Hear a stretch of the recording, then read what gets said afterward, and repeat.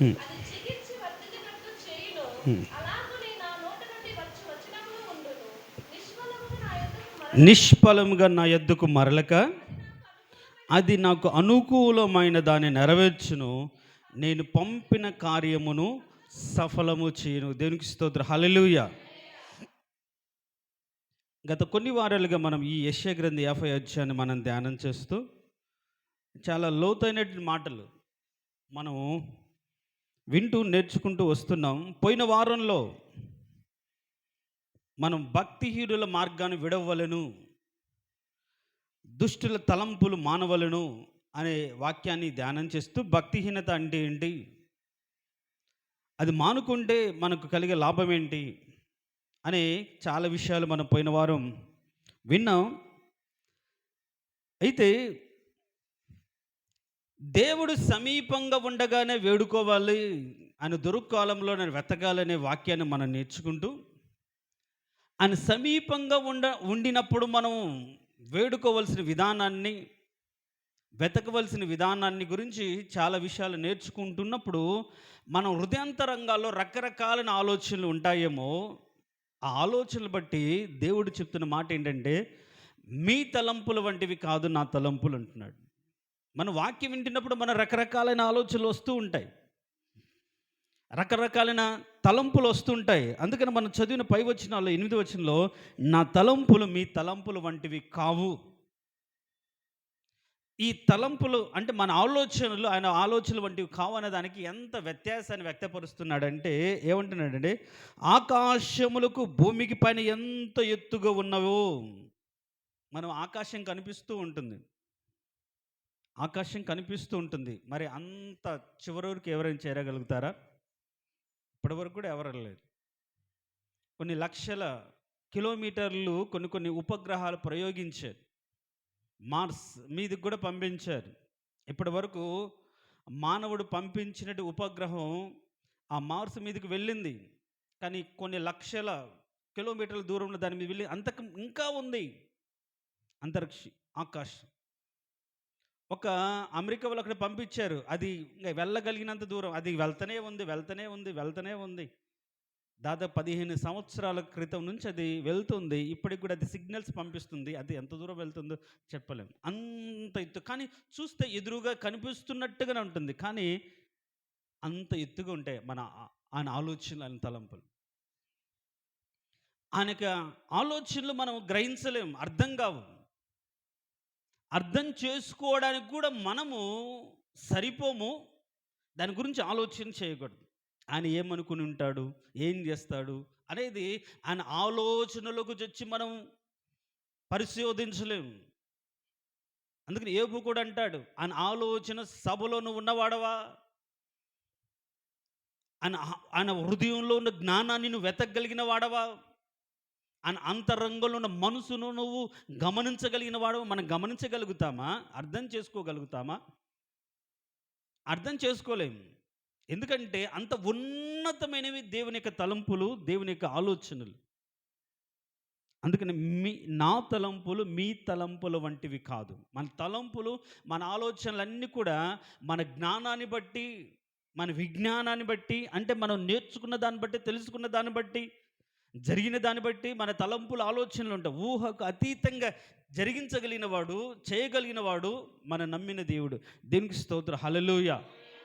వీటన్నిటిని బట్టి అని చెప్పాలనుకున్న ఒకే ఒక మాట, మీరు అంతగా పరిశోధించి ఆలోచించి ఏంటి అని మనం ఆయన వెతకలేము. కానీ ఒకటి మాత్రం వాస్తవం, ఆ మాట ఏంటి అంటే ఏం చెప్తున్నాడు అంటే 10వ వచనం చూడండి.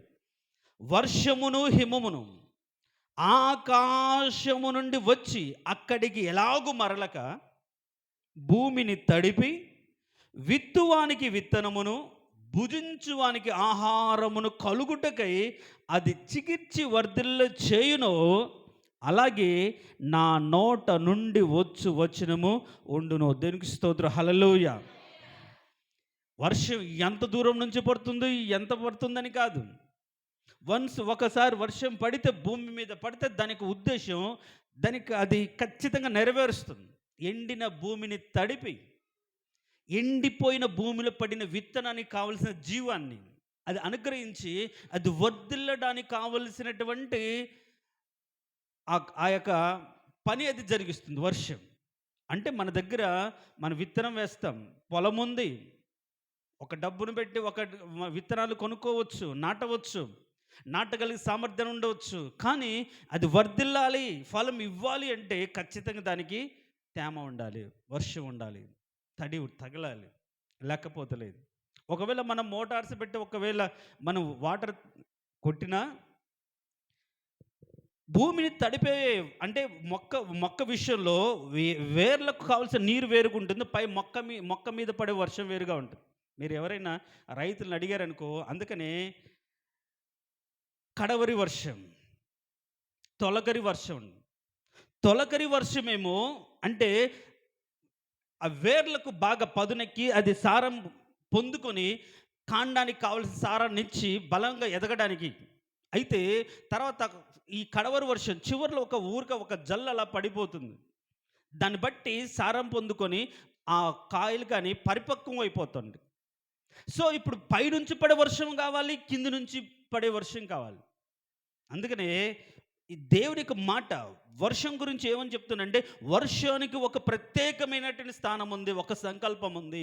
ఊరికే వర్షం రాదు. వర్షం వస్తే ఖచ్చితంగా దానికి పని జరిగిస్తుంది. అదేంటి అంటే, ఎండిన భూమిని తడిపి విత్తిన వానికి ఆ విత్తనం ఫలించి వర్ధిల్ల చేయడం కావాల్సిన తేమను ఏ విధంగా అది తయారు చేస్తుందో, నా నోట నుండి వచ్చే మాట అలా ఉంటుంది. అది నిష్ఫలంగా ఉండదు, ఫలం లేకుండా వ్యర్థంగా ఉండదు అని చెప్తున్నారు. దేవునికి స్తోత్రం, హల్లెలూయా.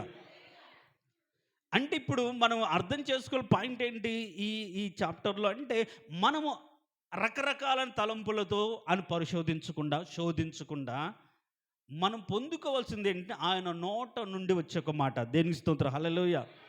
ఏంటంటే ఆయన నోట నుండి ఒక మాట మనం పొందుకోగలిగితే ఆ మాట మన జీవితాల్లో క్రియ చేస్తుంది.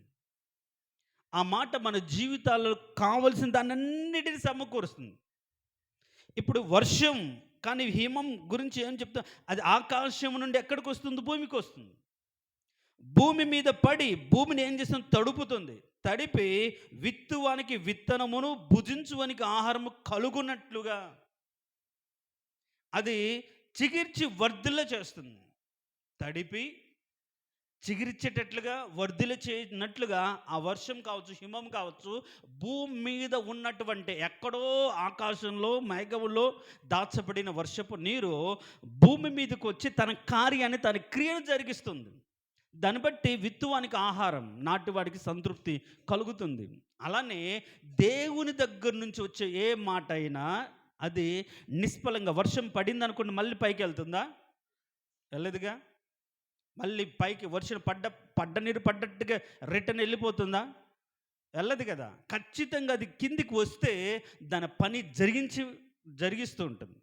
అలానే దేవుని నోట నుండి వచ్చే ఏ మాట అయినా అలా ఉంటుంది. దీన్ని బట్టి మనం అర్థం చేసుకోవాల్సింది ఏంటంటే, మన జీవితాల్లో, మన బ్రతుకులో వర్ధిల్లడానికి, వృద్ధి కావడానికి, ఫలించడానికి ఏం కావాలంటే, ఆకాశం నుండి దేవుని దగ్గర నుంచి ఒక మాటను మనము పొందుకోవాలి. దేవునికి స్తోత్రం, హల్లెలూయా.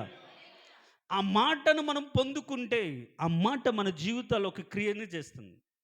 ఆ మాట మన జీవితాలను ఏం చేస్తుంది? వర్ధిల్ల చేస్తుంది. అందుకనే బైబిల్ ఒక మాట ఉంది, మనం నాటువాడు కావచ్చు, నీళ్ళు పోసేవాడు కావచ్చు, వృద్ధి చేసేవాడు దేవుడైనే ఉంది.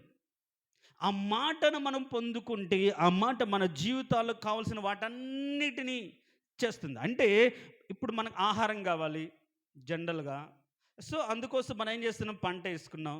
ఆ పంట కోసం విత్తనాలు ఉన్నాయి, పొలం దున్నాం, కష్టపడ్డాం, నాటాం, ఈ సామర్థ్యం అంతా ఉంది, ప్రయాసపడ్డాం. కానీ ఎంత ప్రయాసపడినా విత్తబడిన విత్తం వర్ధిల్లాలి అన్నా, చిగురించాలన్నా, మొలకెత్తాలి అన్నా ఏం కావాలి? ఏం చేస్తున్నాం? వర్షం కావాలి. దేవునికి స్తోత్రం, హల్లెలూయా. సో ఆ విధంగా మన జీవితంలో రకరకాలైన ప్రయత్నాలు మనం చేస్తూ ఉంటాం, అన్నీ సమకూర్చుకొని ఉంటాం, అన్నిటిని సాధించుకుంటాం. కానీ వాటిలో వృద్ధి రాదు, వాటిలో ఫలం రాదు. వాటిలో అన్నీ సమకూర్చుకున్న తర్వాత ఒకవేళ వర్షం రాలేదనుకోండి, ఎండిపోతుంది విత్తనం. మట్టి పెట్టెల కింద విత్తనం నలిగిపోతూ ఉంటుంది, ఎండిపోయి. పాడైపోతూ ఉంటుంది, కుళ్ళిపోతుంటుంది కొన్నిసార్లు. సో, ఈ విధంగా పాడు కాకుండా సకాలంలో రైట్ టైంలో వర్షము పడి, మనకు కావాల్సిన టైంలో వర్షం పడితే ఖచ్చితంగా అది మొలకెత్తి ఏం చేస్తుందంటే, మనకు కావాల్సిన దానికి చీరింపజేసి వర్ధిల్ల చేస్తుందనే సత్యం ఇక్కడ ఉంది. దీనిని బట్టి మనకు అర్థమవుతున్న సత్యం ఏంటంటే, మనము దేవుని యొద్ద నుంచి ఏదైనా ఒక మాట పొందుకుంటే, స్వీకరిస్తే, అది మనము గ్రహించగలిగితే, అది మనం తీసుకోగలిగితే, ఆ మాట మన జీవితాల్లో క్రియేట్ చేస్తుంది. దేవునికి స్తోత్రం, హల్లెలూయా. అంటే ఇప్పటివరకు వాక్యాన్ని అంగీకరించలేదా? ఇప్పటివరకు మనం వాక్యాన్ని ఏం చేయలేదు అంటే, విత్తుతున్నాం కానీ మొలకెత్తునట్లుగా ఆ కడవరి వర్షం కోసం, తొలకరి వర్షం కోసం కనిపెట్టలేదు. హృదయంలో విత్తుకుంటున్నాం. విత్తుకుంటే ఏం జరుగుతుంది బైబిల్‌లో? విత్తుకుంటే ఒకడొచ్చి ఎత్తుకొని పోతున్నాడు. విత్తుకుంటే మొలకెత్తట్లేదు. అది పెరగకుండానే ఏలు ఎక్కడ ఏంటి రాతి నెలలు పడిపోతుంది. శ్రమలు కలిగినప్పుడు ఏం చేస్తున్నాడు? వైదొలిగిపోతున్నాం. ఫలించే విధంగా ఆ యొక్క సమృద్ధి కలిగిన వాటర్‌ను, దేవుని యొక్క కృపా సమృద్ధి కలిగిన నీటిని మనం స్వీకరించకుండా ఫలించకుండానే పోతుంది. బైబిల్‌లో ఒక్కటే ఒక మాట ఉంది. మీరు కానీ ఎన్నోసార్లు చదివి ఉంటాం. మీరు 65వ కీర్తన చదవండి. 65వ అధ్యాయం, కీర్తన గ్రంథం 65వ అధ్యాయం చూడండి. కీర్తన గ్రంథం 65వ అధ్యాయం. ఆ! ఆ! ఆ! హ్మ్. హ్మ్. ఆ! హ్మ్. హ్మ్. హ్మ్. హ్మ్. హ్మ్. చాలు. ఇక్కడ భూమిని అని ఉంది కదా! ఏంటి ఈ భూమి అంటే, ఈ భూమి అని అర్థం వాక్యంలో. దానికి ఒకవేళ భూమిని తడిపి, అది ఒక ఉపమాన రీతిగా జనరల్‌గా వర్షం యొక్క ఇంపార్టెన్స్ ఏంటి? అది ఏ విధంగా ఫలించువాడికి, విత్తువానికి విత్తనాన్ని దయచేస్తుందని చెప్పింది. అసలు వాక్యంలో భూమి గురించి రాయబడిన మాట ఒకటి మాట చూద్దాం చూడండి. 143 అధ్యాయం. 143 అధ్యాయం అంటే ఎక్కడ వెతకాలి? యెషయా గ్రంథంలో వెతకండి. కీర్తనలు 143 అధ్యాయం 5వ వచనం. ఆ! ఆ! హ్మ్. 5వ వచనం చదవమ్మా. హ్మ్. ఎండిన ఆ! హ్మ్. చూడు, ఎండిపోయిన భూమి వలె నా ప్రాణము అని రాయబడింది. ఇక్కడ భూమి దేనికి సాదృశ్యంగా ఉందంటే, ఎవరి జీవితాలు ఎండిపోయిందో, దేవుని కృపా వర్షము లేకుండా కొన్ని బ్రతుకులు ఎండిపోయాయి. కొన్ని జీవితాలు ఎండిపోయాయి. ఈ ఎండిన భూమి అనే దానికి అర్థం ఏంటి? భూమిని అని దడపడం అనే అర్థం ఏంటి అంటే, మన జీవితాల్లో ఎండిన బ్రతుకు, ఎండిన మనసు, ఎండిన జీవితం కలిగి అంటే ఎండిపోవడానికి బైబిల్ ఏముంది? కాక వలన ఎముకలు ఎండిపోతాయని బైబిల్. అంటే శ్రమ వలన మన మనసు, మన బ్రతుకు ఎండిపోతుంది. వచ్చిన బాధ, శ్రమ, దుఃఖం, కన్నీటిని బట్టి జీవం ఎండిపోయి, దేవుని పట్ల ఆ ప్రేమ ఎండిపోయి, ఆరోగ్యం ఎండిపోయి, లేకుంటే సహవాసం ఎండిపోయి, ప్రార్థన జీవితం ఎండిపోయి, అలా నిట్టూర్పులతో ఏండ్లు గతించి అంటే ఆ గడుస్తూ ఉన్న వారి జీవితాల్లో ఎండిపోయిన మనసు గల్లాంటి జీవితాల్లో ఆయన ఏం చేస్తున్నాడంటే, ఆయన కృపావర్షాన్ని కుమ్మరిస్తున్నాడు. దేవునికి స్తోత్రం, హల్లెలూయా. ఎందుకు అంటే ఆ 25 అధ్యాయంలో అంటున్నాడు, నువ్వు భూమిని దర్శించి దాన్ని తడుపుతున్న కారణం ఏమిటి అంటే, దానికి మహదర్శం కలగ చేయడానికి. దేవునికి స్తోత్రం, హల్లెలూయా. మన మనసు మెత్తబడితేనే, మన మనసు మెత్తబడితేనే దేవునికి వాక్యం విత్తబడుతుంది. మన మనసు కఠినపరుచుకున్నాం అనుకోండి, ఇప్పుడు గట్టి నేలల్లో తడపకుండా మీరు విత్తనం వేశారు, అది మొలకెత్తుతుందా? నీళ్ళు పోస్తే ఏమవుతుంది? గట్టి నేల మెత్తబడుతుంది. మెత్తబడి కాస్త లోతు, మరీ లోతు కాకుండా పైన అది కప్పబడి ఆ స్థితిలో మోపి దాన్ని వదిలేస్తా, ఆ మెత్తటి నేలలో ఆ సారా నది పీల్చుకుంటుంది. సో ఇప్పుడు దేవుని యొక్క ఆత్మవర్షం, కృపావర్షం, దేవునికి వర్షం అనేది మన మీద కుమ్మరించినప్పుడు, ఎండిపోయిన గట్టిగైన కఠినమైన బండబారిన మన హృదయాలను మనము బద్దలు చేసుకుని వాక్యము ద్వారా మనం మెత్తని చేసుకోగలిగితే, ఆ విత్తనం మనం ఏ విత్తనమైతే విత్తుకున్నామో ఆ విత్తనం మొలకెత్తుతుంది. దేవునికి స్తోత్రం. హల్లెలూయా. ఒక మాట మీరు గాని రెండో కొరింథీయులకు రాసిన పత్రిక రెండవ అధ్యాయము మూడో అధ్యాయం మూడో వచనం.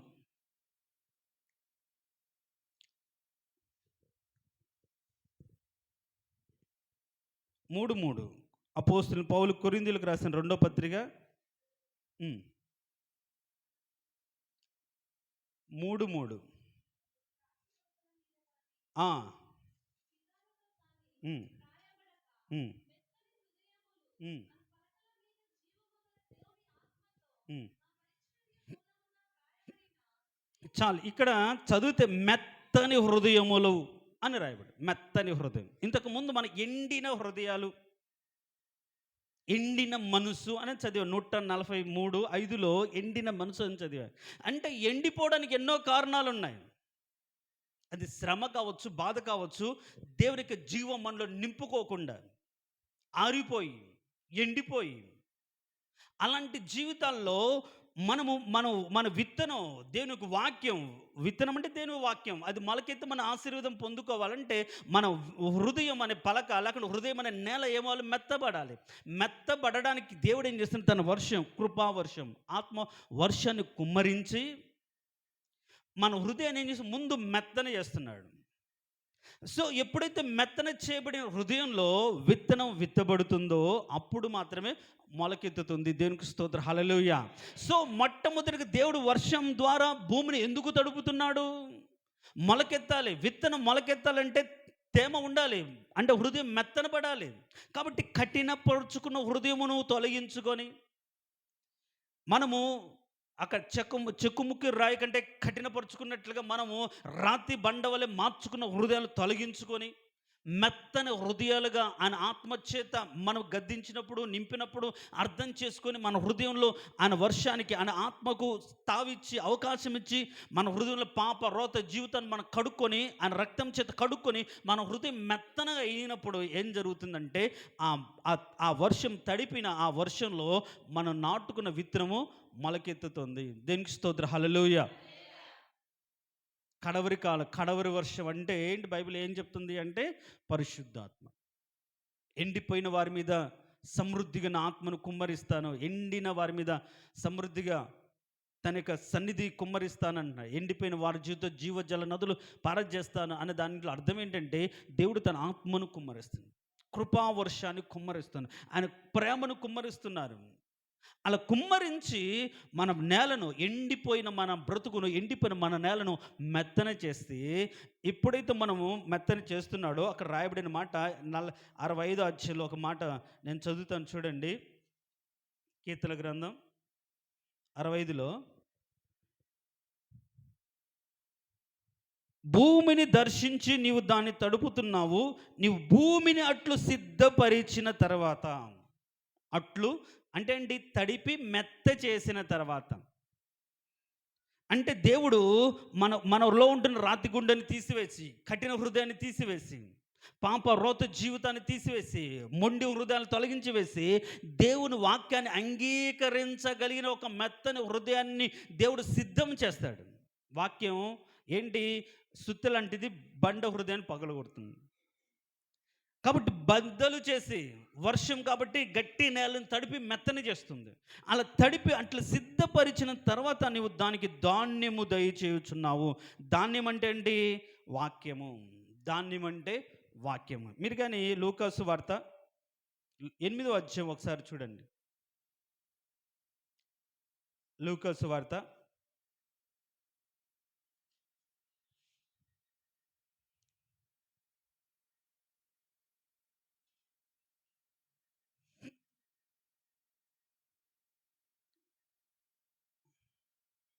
8 కాదు, అక్కడ విత్తనము దేవునికి వాక్యం అనే మాట ఉంటుంది చూడమ్మా. చాలు. ఎన్నో వచ్చిన చూడండి. విత్తనము దేవుని యొక్క వాక్యము. విత్తనము దేవునికి వాక్యం అని ఉంది. సో ఈ విత్తనం అనే దేవునికి వాక్యాన్ని మన హృదయంలో ఇప్పటి వరకు నాటుకున్న అది ఫలించలేకపోవడానికి గల కారణం ఏంటి? ఎండిపోయిన మన హృదయం, కఠినమైన మన హృదయం, కఠినమైన మన మనస్తత్వం, దేవునికి వ్యతిరేకంగా ఉన్నటువంటి ఆత్మీయ స్థితి. సో ఎండిన నేలలో విత్తనం వేస్తే ఫలిస్తుందా? లేదు. సో కఠినమైన నేలలో విత్తనాలు వేస్తే ఫలిస్తాయా? లేదు. సో విత్తనం అనేది దేవుని వాక్యం, ఈ విత్తనాన్ని ఎక్కడ వేసుకోవాలి అంటే మెత్తని నేలలు వేయాలి.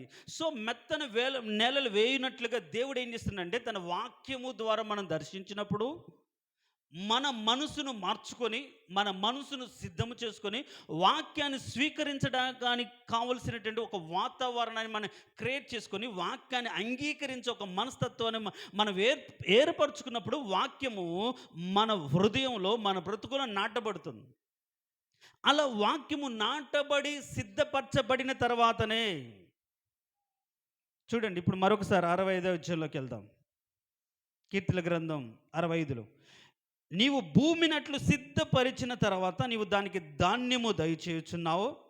ఇప్పుడు దాని దుక్కులను విస్తారమైన నీళ్ళతో తడిపి దాని గనిమలను సదును చేసి వాన జల్లుల చేత దాన్ని పదును చేయుచున్నావు. విత్తనం మొలకెత్తడానికి కఠినపరచబడిన మట్టి పెడ్డలు ఉంటే ఏం చేస్తారు?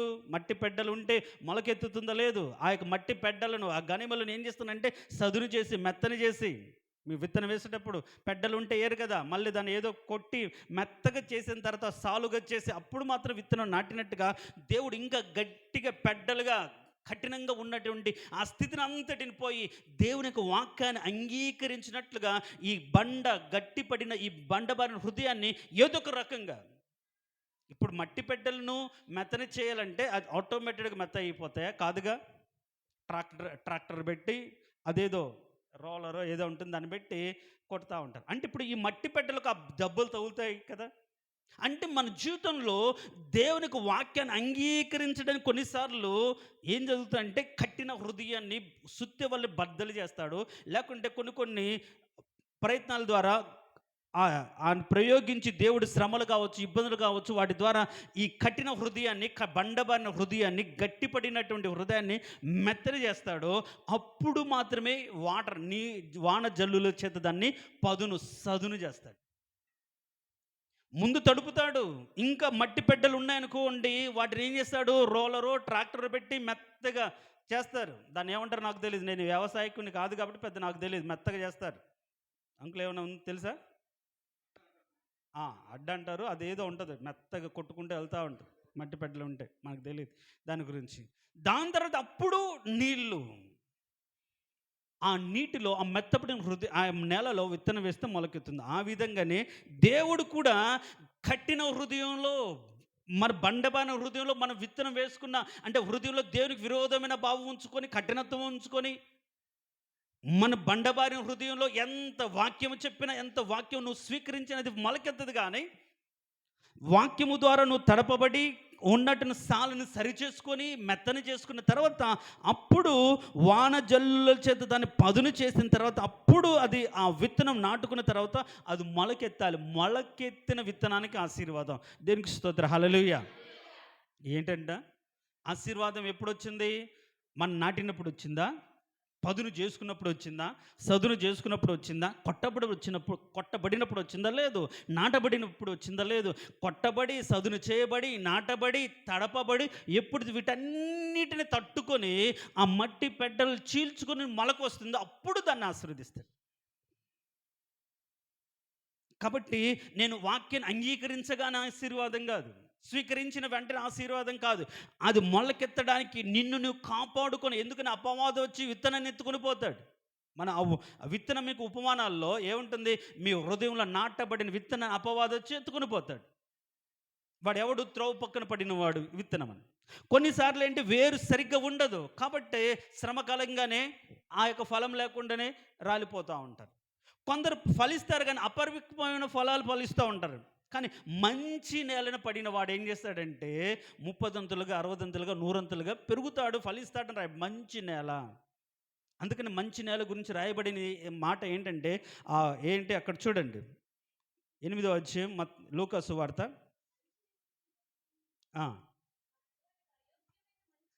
మంచి నేలను పడిన విత్తనమును పోలిన వారు ఎవరనగా యోగ్యమైన మంచి మనసుతో వాక్యమును విని దానిని అవలంబించి ఓపికతో ఫలించువారు అని. దేవునికి స్తోత్రం, హల్లెలూయా. సో వాక్యాన్ని విని దాన్ని ఏం చేయాలి?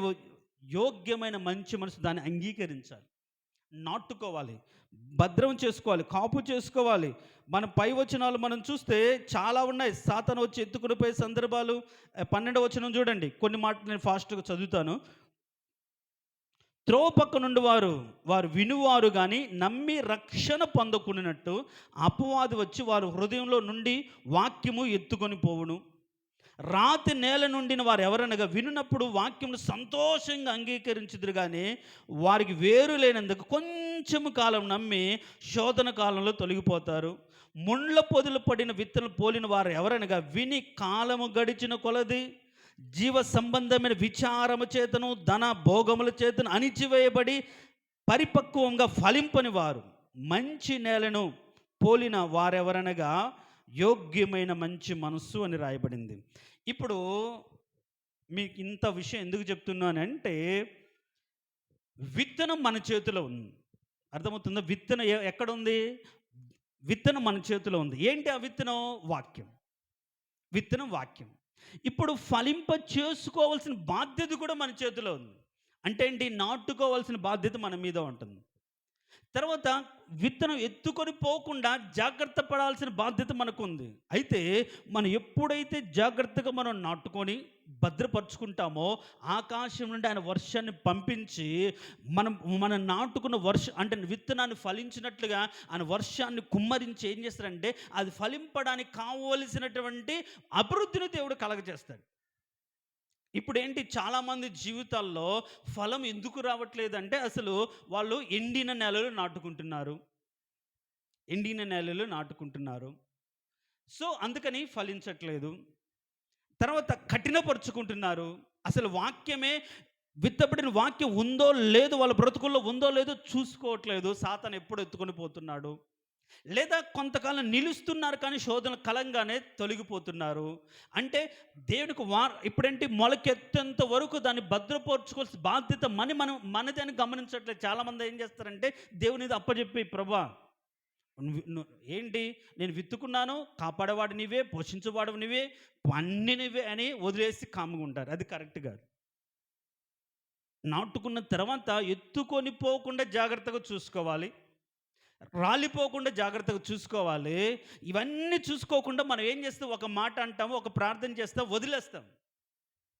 అంటే మన జీవితంలో మనము చేయవలసిన పనులు కొన్ని ఉన్నాయి, దేవుడు చేసే పనులు కొన్ని ఉన్నాయి. కాకపోతే మన బద్ధకం వేసి బద్ధకస్తులం అయిపోయి మనం చేయాల్సిన పనులు కూడా దేవుడే చేయాలన్నట్లుగా ఉంటాం.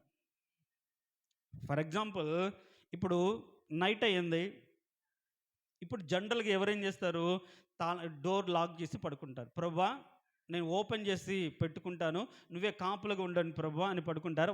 అంటే తాళం వేసుకోవడానికి బద్ధకం వేసుకొని చెప్పండి, పడుకుంటారా? కొందరు పడుకుంటారు, నా చుట్టూ దేవదూతలు ఉన్నాయి, దాని దేవదూతల కాపుదలతో ఉంచుతాడు కాబట్టి నేను ఓపెన్గా వదిలేస్తాను అని పడుకున్నారనుకోండి.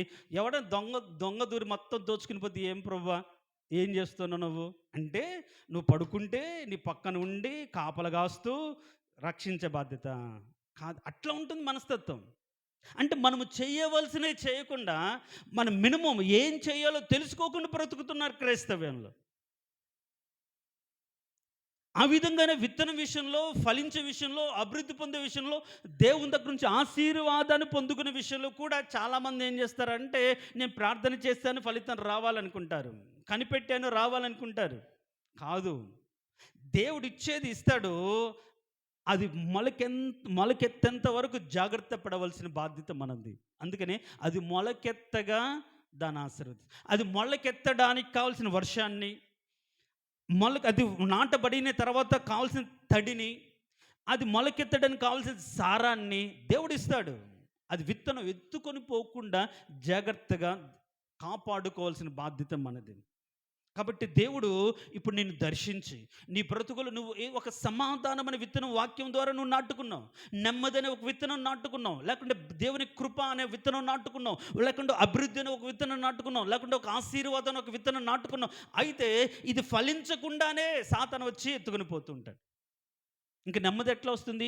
నెమ్మది అని విత్తనం నాటుకుంటే ఆ నెమ్మది పొందేంత వరకు, ఆ నెమ్మది నీ జీవితాలు కలిగేంత వరకు నువ్వేం చేయాలి? చాలా జాగ్రత్తగా ఆ విత్తనాన్ని కాపాడుకోవాలి.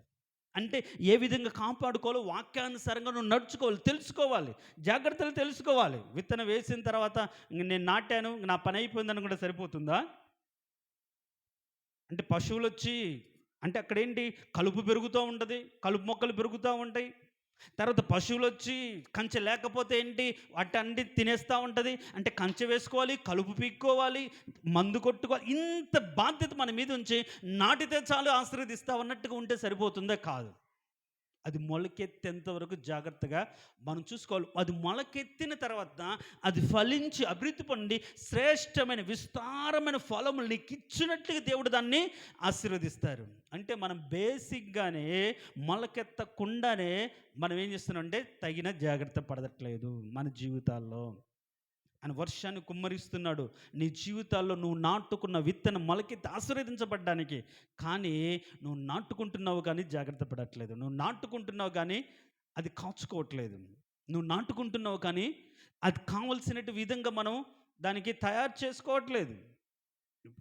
3 సంవత్సరాలకు పంట అది ఫలాలు రాలేదండి, పెరిగింది కానీ. ఇప్పుడు అక్కడ సేవకుడు ఏం చేశాడు, కాపురం ఏం చేశాడు? అయ్యా ఫలాలు రాలేదు, నువ్వు కొట్టేయమంటున్నావు, కానీ 3 సంవత్సరాలకు నేను పెంచుకున్న చెట్టు ఇంకొక సంవత్సరం ఉండనివ్వు, నా ప్రయత్నాన్ని నేను చేస్తాను, దానికి కావాల్సిన ఎరువు వేస్తాను, ఇంకొద్ది నీళ్లు పెడతాను, ఇంకొక శ్రద్ధ చూపిస్తానని పెరిగినటువంటి చెట్టు పట్ల ఆయన జాగ్రత్త చూశాడు. ఎప్పుడు? ఫలాలు రావడానికి. ఆ విధంగా పెరిగిన తర్వాత అభివృద్ధి ఫలాలు వచ్చే విధంగా ఉండే విధానం వేరు. అసలు పెరగకుండానే అభివృద్ధి కావాలంటే, ఆశీర్వాదం కావాలంటే ఎట్లా వస్తుంది? కాబట్టి మనం బేసిక్లోనే, అంటే మూల అంటే పాఠంలోనే, బేసిక్లోనే, ప్రారంభంలోనే తప్పిపోతున్న వారిగా ఉన్నాం. కాబట్టి దేవునికి వాక్కు మన జీవితంలో క్రియ జరగట్లేదు. దేవునికి స్తోత్రం, హల్లెలూయా. సో ఇప్పుడు ఎవరైతే వాక్యాన్ని స్వీకరిస్తారో, వాక్యాన్ని పొందుకుంటారో, వాక్యాన్ని కాపాడుకోవాలి అనే మాట మీకు చెప్పాను కదా. ఫర్ ఎగ్జాంపుల్ మీకు ఒక ఎగ్జాంపుల్ చూపిస్తాను. మీరు కానీ మార్కు సువార్త 5వ అధ్యాయం చూడండి.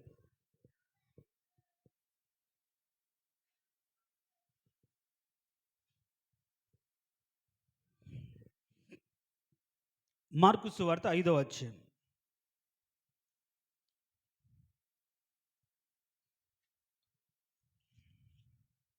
మార్కు సువార్త 5వ అధ్యాయంలో ఇక్కడ 22వ వచనంలో, సమాజపు మందిరపు అధికారుల్లో యాయీరు అని ఒకడు వచ్చి ఆయనను చూచి ఆయన పాదముల మీద పడి, నా చిన్న కుమార్తె చావనై ఉన్నది, అది బాగుపడి బ్రతుకున్నట్లుగా నీవు వచ్చి దాని మీద నీ చేతులు వాళ్ళని ఆయనను మిగులు ప్రతిమాలు కొనగా ఆయన అతనితో కూడా వెళ్ళాను. చూడండి, ఈ సందర్భం మనకు తెలుసు. ఒక అధికారి తను తగ్గించుకున్నాడు. ఒక అధికారి దేవుని ఎద్దుకు వచ్చాడు. ఒక అధికారి దేవుని ఎద్దుకు వచ్చి మ్రొక్కాడు. కొన్నిసార్లు మనకు మన ఈగో ఉంటుంది, మన యొక్క స్థాయిని బట్టి కొన్నిసార్లు దేవుని దగ్గర నలుగురిలో ప్రార్థన చేయాలన్నా, నలుగురిలో మోకరిల్లాలన్నా, నలుగురిలో చేతులు ఎత్తాలన్నా, ఈవెన్ అంటే మిమ్మల్ని చెడు ఉద్దేశం కాదు, మంచి శారీ కట్టుకుని నలిగిపోతుందని మోకాలు కొందరు ఉన్నారు. అంటే బాగా ఒకవేళ కాటన్ శారీ కట్టుకున్నారు, నలిగిపోతుంది, కింద కూర్చుంటే నలిగిపోతుంది, మోకాల మీద నలిగిపోతుంది. ఇప్పుడు దేవుడు ఎట్లా చూస్తాడు? ఒకసారి అట్లా లేరనుకోండి, దేనికి స్తోత్రం, హల్లెలూయా. మిమ్మల్ని నుంచి కాదు నేను అనేది. కొందరు ఉంటారు, అమ్మో శారీ నలిగిపోతుంది, బ్రతుకు నలిగిపోని పాడవని, అది కాదు, పైకి మాత్రం అలా ఉంటారు. సో ఈ అధికారిని శతాధిపతి, 100 మందికి అధిపతి అయినప్పటికీ దేవుని దగ్గరకు వచ్చి తగ్గించుకొని మ్రొక్కి బతిలాడుకుంటా, నువ్వు వస్తే నా కుమార్తె బతుకుతుంది. ఇప్పుడు వస్తే బతుకుతుంది అన్న తర్వాత ఆయన విశ్వాసాన్ని బట్టి యేసు ప్రభు కూడా ఆయనతో కూడా బయలుదేరాడు. ఇప్పుడు బయలుదేరిన తర్వాత మధ్యలో ఒక ఇన్సిడెంట్ జరిగింది. 12 సంవత్సరాలుగా రక్తస్రావం గల స్త్రీ, ఆమె కూడా యేసు ప్రభు దగ్గరకు వచ్చి ముట్టి బాగుపడింది. బాగుపడగానే ఇంకా ఆయన అక్కడ కూటం పెట్టి ఏంటమ్మా నీ విషయం సంగతి అంటే ఆయన చెప్తూ ఆమె విషయం చెప్తూ ఉండగానే ఇప్పుడు 35 వచనం చూడండి. ఆయన ఇంకను మాట్లాడుచుండగా సమాజ మందిరపు అధికారి ఏంటంటే కొందరు వచ్చి నీ కుమార్తె చనిపోయింది, నీవిక బోధకుని ఎందుకు శ్రమ పెట్టుదువని అనిరి. ఇప్పుడు కొందరు వచ్చారు ఇంటి దగ్గర నుంచి వచ్చి ఏమని చెప్తున్నారు, నువ్వు ఇప్పటి వరకు నీ కుమార్తె కోసం కదా అంత ప్రయాసపడ్డావు, ప్రాణం కూడా పోయింది, ఆయన మాత్రం ఏం చేస్తాడు, వదిలేసేయి అన్నాడు. ఇప్పుడు దేవుని మీద ఉన్న నమ్మకాన్ని బట్టి దేవుని యొద్దకు వచ్చాడు, నాటుకున్నాడు. దేవుడు ఒక అభయం ఇచ్చాడు, నేను వస్తున్నాను పద అని చెప్పాడు. అతనితో కూడా వెళ్ళాడు. మధ్యలో వేరే ఇన్సిడెంట్ జరిగింది, కాస్త లేట్ అయింది. లేట్ అవ్వగానే కుమార్తె చనిపోయింది. ఇప్పుడు జనరల్గా ఏమనాలి, స్వార్థం ఉన్న వాళ్ళైతే నేను మొదట పిలిస్తే నా ఇంటికి రాకుండా ఆ మధ్యలో ఆగిపోయావు, నా కూతురు చావు బతుకులు ఉందాయి అని బతిమలాడుతుంటే ఆ మీద 12 ఏళ్ళ నుంచి రోగం నయమైపోయింది కదా, ఇంకా రావచ్చు కదా, ఇంకా ఆమెతో మీటింగ్ పెట్టావు, మాట్లాడుతున్నావు, లేట్ చేసావు, నా కుమార్తె చనిపోయింది అని మనమైతే అంటాం. మనమైతే అట్లనే మాట్లాడతాం. నువ్వు టయానికి రాలేదు ప్రభా, నేను టయానికైతే చెప్పాను, ముందుగా ప్రార్థన చేశాను, మొదట నా ప్రార్థన అంగీకరించాల్సిందే, నువ్వు స్వార్థం పరుడివి, నాకంటే వాళ్ళకి ప్రాధాన్యత ఎక్కువ ఇచ్చావు అని రకరకాలుగా మాట్లాడాలి. అయితే ఇప్పుడు చనిపోయిందని చెప్పినప్పుడు ఈయనలో రెండో ఆలోచన వచ్చింది. కానీ యేసు ప్రభు ఏమంటాడు చూడండి, 36 వచనం.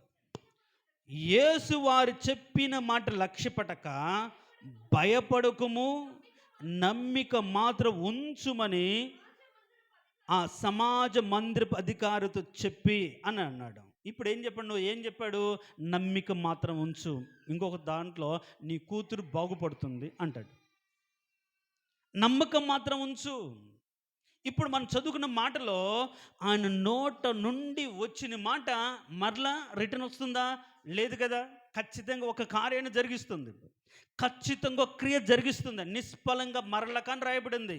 ఇంకా సరేలే, ఇంకా చనిపోయిన తర్వాత నేనేం చేస్తానని వెనుకొచ్చాడా, లేదు కదా. నువ్వు నమ్మకం ఉంచు, నువ్వు ఆలోచించు, నువ్వు మనుషుల మాటలు కాదు, నా మాట మీద నువ్వు నమ్మకం ఉంటే ఖచ్చితంగా నీ కూతురు బతుకుతుంది అని ఎప్పుడైతే యేసు ప్రభు చెప్పాడో, ఆయన ఇంకొక మాట అక్కడ అంటాడు, నమ్మకం ఉంచుచున్నాను అనే మాట అంటుంటుంది. మీరు కానీ అదే కంటెస్ట్ ఇంకొక చోట ఎక్కడ ఉంటుంది, మత్తయి సువార్తలో ఉందా, ఒకసారి చూడమ్మా. మత్తయి సువార్త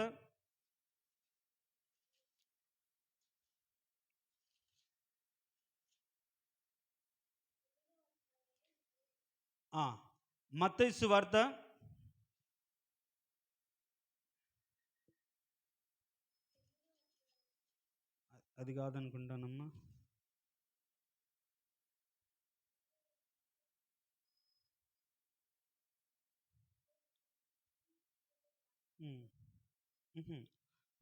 లూకా సువార్తలు చూడండి.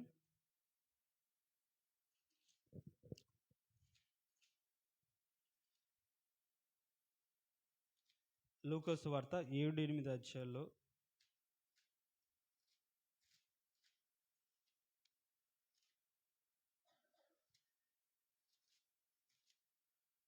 చూడండి. లూకా సువార్త 8వ అధ్యాయం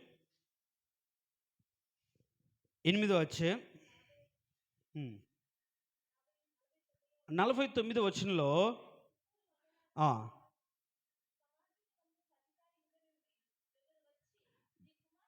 యేసు ఆ మాట విని భయపడొద్దని నమ్మిక మాత్రం ఉంచుని ఆమె స్వస్థపరచబడిన అతనితో చెప్పి, ఇంకొక చోట ఏముంటుంది, నేను నమ్మకం ఉంచుచున్నాను ప్రభు అని ఆయన తీసుకెళ్ళినప్పుడు ఇప్పుడు ఏం జరిగింది అంటే, ఇప్పుడు 52-53 వచనం చూడండి. దాంట్లోనే ఆమె చనిపోయినని వారు ఎరిగి ఆయన అపహసించిరి. అయితే ఆయన ఆమె చెయ్యి పట్టుకొని చిన్నదాన్ని లెమ్మని చెప్పగా ఆమె ప్రాణము తిరిగి వచ్చెను గనుక వెంటనే ఆమె లేచెను. దేవునికి స్తోత్రం, హల్లెలూయా. అంటే ఒక మాట దేవుని యొద్ద నుంచి మనం తీసుకుంటే ఖచ్చితంగా కార్యం జరుగుతుందా లేదా. సో ఈ కార్యం జరగాలంటే నమ్మకం అనేది మన జీవితాల్లో ఉండాలి. ఇప్పుడు నమ్మకము పోగొట్టడానికి ఇప్పుడు ఇక్కడ యాయిరు జీవితంలో నమ్మకం పోగొట్టడానికి ఏం చెప్తున్నారు వచ్చిన వాళ్ళందరూ కూడా ఆల్రెడీ చనిపోయిందయ్యా బోధకుడిని శ్రమ పెట్టవద్దు అంటే ఇప్పుడు ఎవరి మాట మీద విన్నాడు, ఎవరి మాట మీద నమ్మాడు, ఎవరి మాట నమ్మాడు యాయిరు? దేవుని మాటను నమ్మాడు, యేసయ్య మాటను నమ్మాడు. నేను నమ్మకం ఉంచుచున్నాను ప్రభా, నువ్వు రా నా ఇంటికి, నువ్వు వస్తే నా జీవితం బాగుపడుతుంది, నా బిడ్డ తిరిగి లేస్తుందని. వాళ్ళు వచ్చి చనిపోయిందయ్యా అని అందరూ నవ్వుతున్నా సరే దేవునికి చోటిచ్చారు. అది మన జీవితంలో నమ్మకం ఉంచడం అంటే, దేవునికి స్వీకరించడం అంటే అది. ఇంకా మనం కఠినపరుచుకొని ఇంకా జరిగింది ఏదో జరిగిపోయింది, నా కర్మ, ఇంకా ఏం చేస్తాడు దేవుడు, మాత్రం ఏం చేస్తాడు అని దేవుడిని అక్కడి నుంచి బయటికి పంపించలేదు, వెనక్కి పంపించలేదు. ఆయన తనతో పాటు ఇంటికి తీసుకొని వచ్చాడు. అందుకని ఆయన యొద్ద నుంచి వచ్చిన ఒక మాట అది నిష్ఫలంగా తిరిగి మరలక ఖచ్చితంగా ఆయన కోసం ఒక కార్యం అయితే జరుగుతుంది. ఆ కార్యం జరిగించున్నట్లుగా మనం నమ్మాలి. ఈరోజు మనం అర్థం చేసుకోవాల్సిన పాయింట్ ఏంటంటే, నీ జీవితంలో ఒక కార్యము జరగటానికి నువ్వేం చేయాలంటే ఆయన యొద్ద నుంచి ఒక మాటను మనము పొందుకోవాలి. నువ్వు బాగుపడతావు, నీకు స్వస్థత కలుగుతుంది, నీవు అభివృద్ధి పొందుకుంటావు, నువ్వు దీవించబడతావు, నీ సమస్యలు పోతాయి అని నువ్వు దేవుని యొద్ద నుంచి ఒక మాట కానీ పొందుకోగలిగితే ఆ మాట ఖచ్చితంగా నెరవేరుతుంది. దేవునికి స్తోత్రం, హల్లెలూయా. అయితే ఆ మాట పొందుకోగలిగినటువంటి విశ్వాసం మనలో ఉండదు. అది పెరిగి ఫలించగలిగిన నమ్మకం మన జీవితంలో ఉండదు.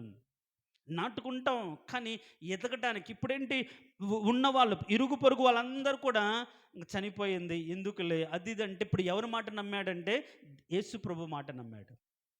అంటే ఆయన మాటకు లోబడితే దాన్ని, అందుకని నమ్మకం ఉంచితే అది మొలకెత్తగానే, ఆ విశ్వాసం రాగానే, ఆ నమ్మకం కుదరగానే దేవుడు అతను ఏం చేశాడు, ఆశీర్వదించి. అంటే మన జీవితాల్లో ఆశీర్వదించడానికి కూడా మన బ్రతుకులో నమ్మకాలు ఉండట్లేదు, మనం నమ్మట్లేదు. నా బతుకు ఇంతే అని నువ్వే ఫిక్స్ అయితే దేవుడు మాత్రం ఏం చేస్తాడు, నా దేవుడు దీవిస్తాడు. ఏ స్థితిలో నా దేవుడు ఆశీర్వదిస్తాడు, ఏ స్థితిలో నేను బాగు చేస్తాడు, ఏ స్థితిలోనే నన్ను గట్టెక్కిస్తాడు, ఏ స్థితిలో నేను ఆశీర్వదిస్తాడు, ఏ స్థితిలోనే పైకి లేవనెత్తుతాడు. నమ్మకం నీలో ఉంటే దేవుడు ఆ నమ్మకాన్ని బట్టి నిన్ను విస్తరింపజేస్తే ఆశీర్వదిస్తాడు. కానీ ఇంకా నా పని అయిపోయింది, నా బ్రతుకు ఇంతే, ఇంకెవరు ఏం చేయలేరు అని అసలు నువ్వు కఠినపరుచుకొని విత్తనం మొలకెత్తకుండానే ఉంచుకుంటే దేవుడు మాత్రం ఏం చేస్తాడు. అందుకని మొలకెత్తగా నీవు దానిని ఆశీర్వదించుచున్నావు అని అన్నాడు.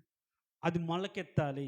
యాయిరు జీవితంలో నమ్మకంతో విత్తనం నాటుకున్నాడు. యేసు ప్రభు వస్తే నా బ్రతుకు బాగుపడుతుంది, నా కూతురు బాగుపడుతుంది నాటుకున్నాడు.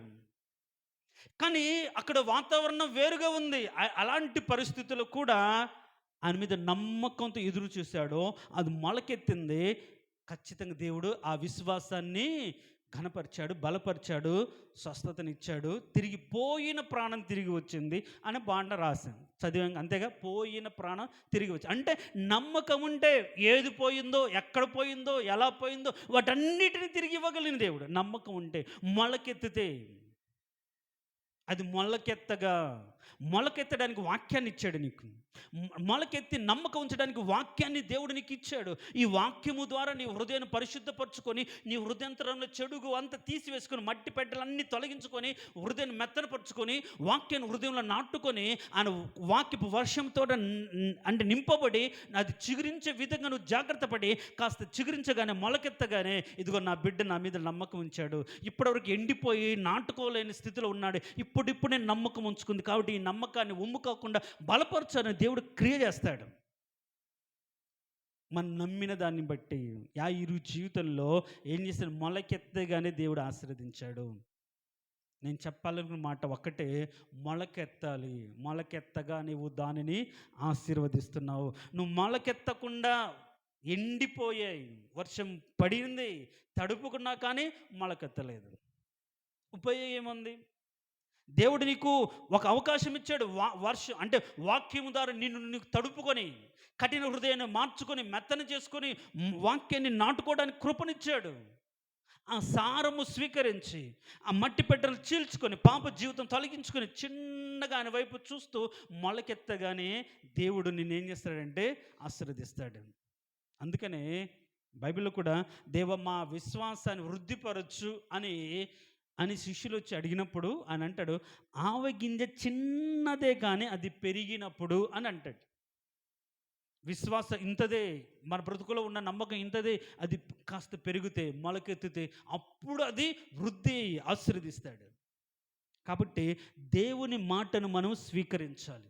దేవుని మాటను మన జీవితంలో మనం పొందుకొని దాన్ని బట్టి పొదగాలి. దేవుని సన్నిధిని కనిపెట్టాలి.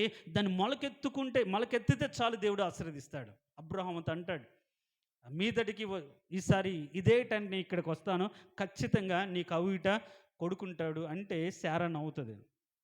వీళ్ళు నమ్మకంతో ఆ మాటను వాళ్ళు నమ్మకంతో పట్టుకున్నారు కాబట్టి ఆ మాట నెరవేరిందా లేదా? నెరవేరింది. అంటే వాగ్దానాలు తీసుకున్నాం. వాగ్దానాలు మొలకెత్తే విధంగా మన జీవితం నాటుకొని విత్తనం అంటే ఎత్తుకొని పోకుండా కాపాడుకొని అది చిగురించాలి. మొలకెత్తే విధంగా వాగ్దానాలు ఉండాలి. ఊరికే దాచుకుంటే ఏం లాభం? హృదయంలో ఉంచుకుంటే ఏం లాభం?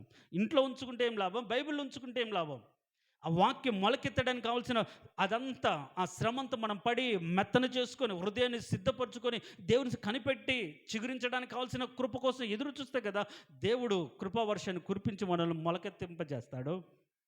కాబట్టి ఈరోజు నువ్వు ఏ మాట అయితే దేవుని సన్నిధిలో పొందుకున్నావో, ఏ వాక్యం అయితే దేవుని సన్నిధిలో పొందుకున్నావో నిష్ఫలం అది కాదు. పోయిన సంవత్సరం వాగ్దానం ఏం నెరవేరలేదు. ఎందుకు నెరవేరుద్ది? నీ నేల ఎండిపోయింది, గట్టిపడింది. వర్షాన్ని వచ్చినా తడిపినా సరే విత్తనం మొలకెత్తకుండా చేసుకున్నావు. విత్తనం సాతాను ఎత్తుకుని పోయాడు. కొంతకాలం నిలిచి పడిపోయావు, కొంతకాలం నడిచి వదిలిపెట్టేసావు. విత్తనాలు ఆడున్నాయి బ్రతుకుల్లో. నేల అయితే ఉంది, హృదయం అయితే ఉంది. హృదయాంతరంగాల్లో దేవుని వాక్యమైన విత్తనాలు ఎవరు నాటుకొని జాగ్రత్తగా కాపాడుకోలేకపోతున్నారు. కాబట్టి మొలకెత్తట్లేదు. మొలకెత్తితే దాన్ని దేవుడు ఆశీర్వదిస్తాడు. కాబట్టి ఎలాంటి ఆశీర్వాదం అంటే అక్కడ చాలా రకాలైన ఆశీర్వాదాలు ఉన్నాయి. ఏంటి అంటే సంతోషముతో బయలు వెళ్తారు, సమాధానం పొంది తోడుకొని పోబడతారు. ఒకవేళ మన ఎదుట పర్వతంలో శ్రమలు, మెట్టలు, బాధలు ఉన్నా సరే ఆనందం, సంగీతనాదం చేస్తాం. పొలంలోని చెట్లన్నీ కూడా చప్పట్లు కొడతాయి, ఆనంద ధ్వని చేస్తాయి. ఒకవేళ ముండ్ల చెట్లు ఒకవేళ వాటికి బదులుగా మన బ్రతుకులు ఎలాంటి మొలుస్తాయి? దేవదారు వృక్షం మొలుస్తాయి. కారణం ఏంటంటే మనం మన జీవితాల్లో దేవుని మాట అంగీకరించిన వారిగా అది యెహోవాకు ఖ్యాతిగాను కొట్టివేయబడిన జ్ఞాపకార్థమైన సూచనగా మనం ఉంటాం. దేవునికి వాక్యాన్ని నాటుకొని అభివృద్ధి పొందిన వారు వీరే అని దేవుని నామానికి మహిమకరంగా మన బ్రతుకు ఉంటుంది. కాబట్టి ఈరోజు వాక్యం వ్యర్థము కాదు. మన బ్రతుకులు దేవుని యొక్క మాట నిష్ఫలము కాదు.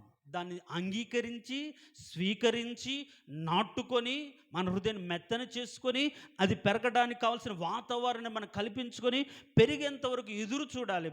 మొలకెత్తేంత వరకు కనిపెట్టాలి. ఎప్పుడైతే మన బ్రతుకులో విశ్వాసం మొలకలు వస్తాయో, నమ్మకమైన మొలకలు వస్తాయో, నిరీక్షణతో మొలకలు వస్తాయో, ఆ మొలకలను దేవుడు ఏం చేస్తాడంటే ఆశీర్వదిస్తాడు. ఇప్పటివరకు మన బ్రతుకులో మొలకలు రాలేదేమో, మొలకెత్తలేదేమో, నాటావు, నెమ్మదనే విత్తనాన్ని నాటావు, మొలకెత్తలే. నెమ్మది ఎట్లా వస్తుంది? లేదు. దానికి కావలసినటువంటి నేలను సిద్ధం చేసుకోలేదేమో, హృదయాన్ని మెత్తన చేసుకోలేదేమో. కాబట్టి మన జీవితాల్లో, మన బ్రతుకులో ఆ మెత్తన చేసుకోవడానికి వాక్యాన్ని దేవుడిచ్చాడు. వాక్యము ద్వారా మనం తడుపుకొని మన బ్రతుకుల్లో ఉన్న కఠినత్వాన్ని తొలగించుకొని వాక్యాన్ని, విత్తనాన్ని మన హృదయంలో స్వీకరించి నాటుకొని మొలకెత్తేంతగా దాన్ని జాగ్రత్త పడితే అది మొలకెత్తగానే దేవుడు దీవిస్తాడు.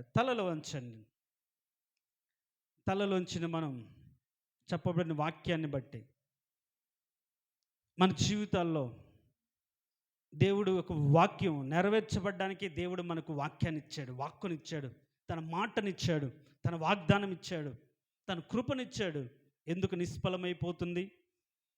మన హృదయమైన నేల గట్టిపడిపోయిందేమో, కఠినపడిపోయిందేమో, బండరాతి నేలలో నాటుకుంటున్నావేమో, దారి పక్కన నాటుతున్నావేమో. మరి సారవంతమైన నేలగా నీ కఠిన హృదయాన్ని నువ్వు మార్చుకొని మెత్తని హృదయముగా చేసుకొని ఎండిన హృదయంలో దేవుడు తన కృపావర్షము ద్వారా, వాక్యము ద్వారా తడిపి మెత్తన చేసి మెత్తన హృదయాలు వాక్యాన్ని నాటి అది మొలకెత్తగా దీవించాలని ఎదురు చూస్తుంటే నువ్వు ఎంతకాలం వ్యర్థతను హృదయంలో ఉంచుకొని కలుపు మొక్కలు పెంచుకొని వాక్యం మొలకెత్తకుండా నీ బ్రతుకులో రకరకమైన ముళ్ళ చెట్లు, ఇంకా రకరకాలైన చెట్లను పెంచుకుంటున్నావు. వాటన్నిటిని తొలగించుకొని తీసివేసుకొని సారవంతమైన హృదయముగా నేలగా నువ్వు సిద్ధపరచుకోగలిగితే నీ హృదయంలో నాటబడిన విత్తనం మొలకెత్తి ఈ సంవత్సరమే ఆశీర్వాదాన్ని నువ్వు పొందుకుంటావు. ఈ సంవత్సరం దేవుని యొక్క క్షేమాన్ని నువ్వు పొందుకుంటావు. అలాంటి క్షేమం మనమందరం పొందుకుందుము గాక. ప్రార్థన చేసుకుందాం. మహోన్నతుడా, సర్వాధికారి, జీవం కలిగిన దేవా, నీ కృప మహిదైశ్వర్యం బట్టి నీకు స్తోత్రం. అవును ప్రభా, మా జీవితాల్లో నువ్వు పలికే ఏ మాట అయినా నెరవేరుతుంది. అది అంగీకరించి స్వీకరించి నేను మొలకెత్తగలిగితే ఖచ్చితంగా మా జీవితాల క్రియ జరుగుతుంది. ఆ విధంగా మా ఎండిపోయిన హృదయాన్ని, కఠినపరచబడిన హృదయాన్ని వాక్యము చేత, వాక్యం అనే నీటి చేత మేము తడుపుకొని కఠిన హృదయాన్ని మెత్తన చేసుకొని నీ వాక్యమైన విత్తనము నాటుకొని జాగ్రత్త పడితే అది మొలకెత్తితే ఆశీర్వదిస్తారన్నారు. అవును ప్రభా, ఇప్పటి వరకు కఠిన రాతి నేల మీద నాటుకున్నామేమో, త్రోవ పక్కల నాటుకున్నామేమో, అయా ప్రభా ముళ్ళ పొదల్లో నాటామేమో, అందుకే మా బ్రతుకులో మొలకలు రాలేదు, ఆశీర్వాదం పొందలేకపోతున్నాం. మంచి నేలలో అంటే యోగ్యమైన మంచి మనసుతో విని అవలంబించగలిగి చేయగలిగినటువంటి మంచి హృదయంలో నాటుకోగలిగినప్పుడే వృద్ధి పొందుతాం, ఫలిస్తుందని నమ్మకమైన వాక్యం విన్నాము తండ్రి.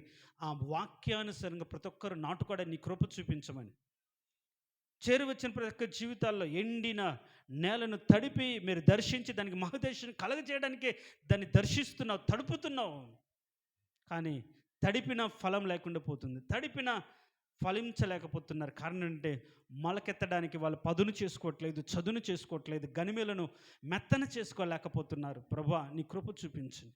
అలా మెత్తన చేసుకొని, సదును చేసుకుని, పదును చేసుకుని, వాన జల్లల చేత మెత్తన చేసుకుని వాక్యము నాటుకొని మొలకెత్తి ప్రభా ఈ సంవత్సరమే నీ ఆశీర్వాదాలు పొందుకునే కృప ప్రతి ఒక్కరికి దయచేసి బలపరచమని యేసయ్య అతి శ్రేష్టమైన దివ్యగణ నామమున అడిగి వేడుకుంటున్నాము తండ్రి. ఆమేన్. కూర్చుందాం ఒక నిమిషం. ఏమ్మా ప్రవళికి ఏదో ప్రార్థన వినపని చెప్తుందండి, చెప్పిన తర్వాత ఆశీర్వాదం ఇస్తాం.